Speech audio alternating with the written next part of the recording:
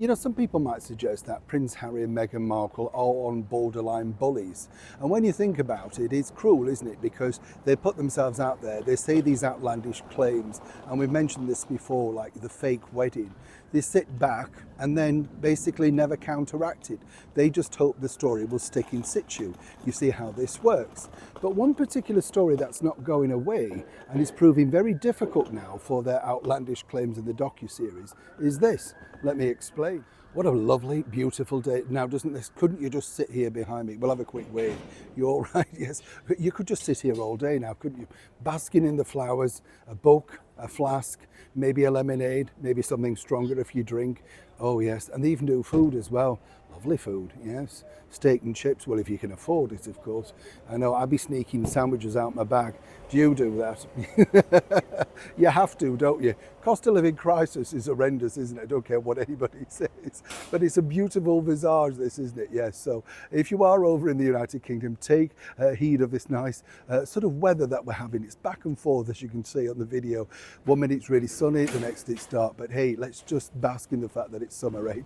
Now, somebody who's not going to be basking in this particular story is none other than Meghan Markle, because she's personally attacked a celebrated BBC reporter, Michelle Hussein, and this is all about the engagement thing, and it's truly not going away, because you see, when you put out a claim like that, as I said, it's very difficult. You know, these docuseries, you write something like Harry's Taliban claim, and then you don't expect any backlash, because in her mind and in his mind, they're royal, you don't get backlash. Well, they're not letting go.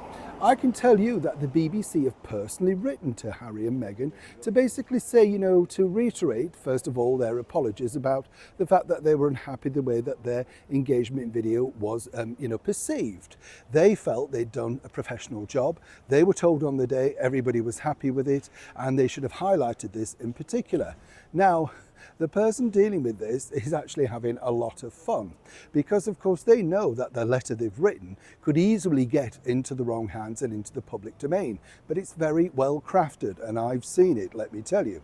Now, where it gets fascinating even more is they've left it back wide open to Harry and Meghan to say, you know, let us know, what didn't you like, which aspects of the question were you unhappy with, and how did you feel it was an orchestrated reality.